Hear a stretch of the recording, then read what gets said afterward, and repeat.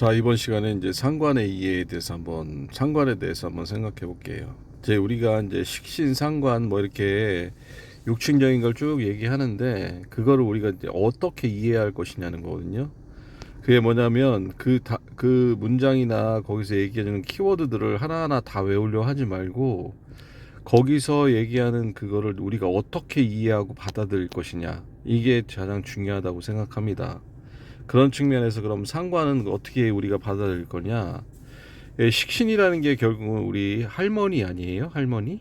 우리 할머니가 이제 식신인데 그 식신이 할머니라면 그 상관은 같은 할머니인데 우리 할머니가 아닌 결국은 남의 할머니라고 우리가 한번 생각을 해볼 필요가 있어요. 결국은 그런 식으로 확장해서 우리가 이제 생각을 해본다면 근본적으로 이제 남의 할머니라는 경우 내가 어렸을 때 남의 할머니 손에 자란다. 이게 중요한 건 뭐냐면 어렸을 때가 중요해요. 이게 인성이 갖춰지는 시기가 보통 뭐냐면 6, 7살 요때부터 시작해 가지고 보통 15세, 17세 뭐 요때 이제 형성이 된다는 거 아니에요? 보통 17세 그 고등학교 전후까지 보통 이제 뭐냐면 전까지죠. 그때 형성이 된다는 건데 그 시기에 그 아이가 어떤 환경에 자라났느냐가 결국은 그 사람의 평생에 어떤 그 인성, 그 사람의 성격이라든지 그 사람의 심리 상태 이런 것들을 다 뭐냐면 좌우한다는 얘기입니다. 그런 측면에 봤을 때 그 시기에 내가 우리 할머니가 아니라 남의 할머니에서 손에 자라난다. 라고 우리가 생각을 해볼게요. 그러니까 결국은 할머니들 입장에서 내 손자가 아닌 거죠. 그러니까 내 손자가 아니다면 암만 해도 내 손자보다는 훨씬 더 암만 해도 또 더 할머니 입장에서는 좀 더 애틋하진 않을 거 아니에요. 그죠? 그리고 이제 거기에서 자란 아이의 입장에서는 어떠냐. 그 같은 보통 이제 남의 할머니라고 우리가 얘기하면 결국은 내 손자를 챙기보는 것보다는 좀 덜하지 않을까 싶어요. 그러면서 어떻게 하냐면 관심도 좀 덜 할 거고 먹을 것도 있으면 뭐 아이에게 더 챙겨주거나 그러지는 않을 것 같아요. 남의 할머니 같은 경우엔 아무래도 먹고 다니든 뭐를 하든 뭐 집에 들어오든 말든 뭐 신경을 그렇게 쓸 것 같지는 않아요. 왜냐하면 할머니들 입장에서 할머니라는 게 그 성격, 이 체력적이라든가 이런 쪽에서도 그렇게 넉넉한 편이 아니기 때문에 그런 걸 다 일일이 아이가 집 나갔다 해서 찾아다니거나 혹은 아이가 안 먹는다 해서 숟가락을 퍼들고 미기고 그렇게 하지는 않을 걸로 보이거든요.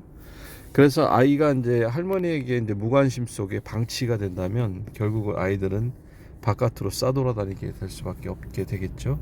그래서 결국은 이제 삐뚤어지거나 혹은 뭐냐면 아이가 그 삐뚤어짐 속에 뭔가 정상적인 어떤 그런 생활을 하지 못하는 그런 환경 속에 놓이게 되겠죠.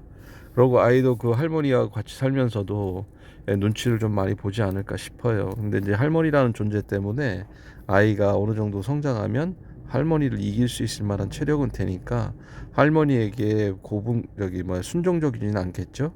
결국은 아이가 좀 크면 할머니에게도 화가 내고 막 이러면서 성격적인 부분에서 약간 삐뚤어지거나 그거를 이제 표출한다는 거예요. 어쨌든 간에 그런 형상을 좀 많이 보이는 그런 현상이 있겠죠. 어찌됐든 간에 어떤 그런 방치가 아이에게 이제 주어지는 어떤 마음의 상처, 나는 누구도 돌봐주지 않는다는 그런 상처 때문에 아이가 이제 삐뚤어지는 하나의 단초가 될 수밖에 없는 거죠. 왜냐하면 기본적인 사랑이 있을 수가 없잖아요. 그죠? 그런 것들에 어떤 있다라고 보면 되겠죠. 자, 그럼 텍스트를 정리한 거를 한번 쭉 읽어보도록 할게요. 결국은 상관은 이제 내가 아까 얘기한 것 마냥 그냥 남의 할머니예요. 그러니까 근본적인 어떤 할머니 입장에서는 거리두기를 할 수밖에 없죠. 내 혈육이 아니기 때문에. 그리고 할머니 입장에서는 관심이 없죠. 그리고 방치하게 되는 현상이 있게 되고 그로 인해서 아이는 밥을 먹든 뭐 나가서 아이가 안 들어오든 아무런 아이에게 관심이 좀 적을 수밖에 없어요. 그래서 아이는 실제로 이제 이거는 이제 실제적인 건데 이제 영양실조, 이 실제적인 영양실조죠.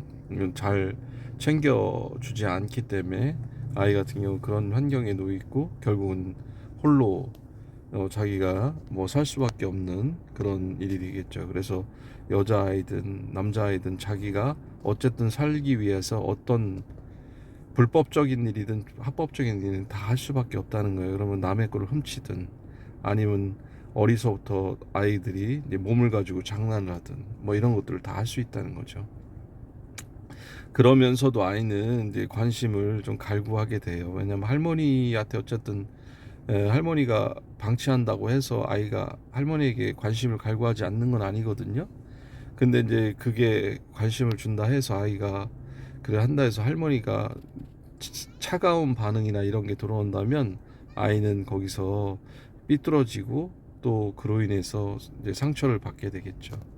그리고 뭐냐면 아이 같은 경우는 그런 눈치라든가 이런 걸 많이 보게 되면 이 눈치, 남의 눈치를 자꾸 살피게 되면 이 눈치를 보면서 배우는 거예요. 그러니까 뭐뭐 하면서 배운다, 욕하면서 배운다, 뭐뭐 하면서 배운다는 것이 바로 그런 건데 눈치를 보면서 아이들이 이제 어떤 뭐를 이제 알아차린다든지 상대의 마음을 알아차린다든지 이런 것들을 이제 알게 되는 거죠. 이제 역학에서 편인이 이렇게 있으면은 그게 이제 어렸을 때부터 부모의 그 학대 그런 계모의 학대를 많이 받는 친구들 같은 경우에 이, 이 철학이라든가 명리 이런 쪽에 이제 조예가 있는 경우가 있는데 이 상관도 마찬가지예요.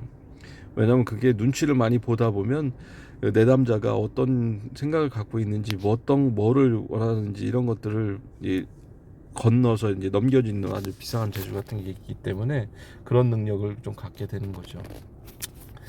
이제 이런 방치 아까 얘기했던 것처럼 결국 할머니의 무관심 속에 아이들은 바깥으로 돌게 되고 어쨌든 먹고 살아야 되다 보니까 여기서 얘기하는 뭐냐면 부정적인 일들을 많이 하게 되죠. 그 이유 이게 뭐 도둑질도 될 수도 있고 남을 뭐 어떻게 위해하거나 혹은 자기 몸을 가지고 어떻게 할 수도 있어요.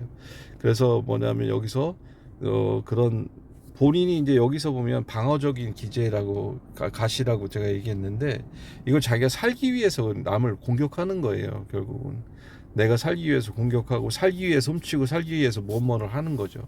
그런 것들 때문에 결국은 자기들이 그런 것들에 이제 오래 노출되다 보면 결국 구설수라든지 나중에 상관은 그래서 12구설 뒷담화 혹은 관제구설로 결국은 교도소라든가 이런 쪽에도 가까워질 수밖에 없는 거죠. 권위와 규칙을 거부.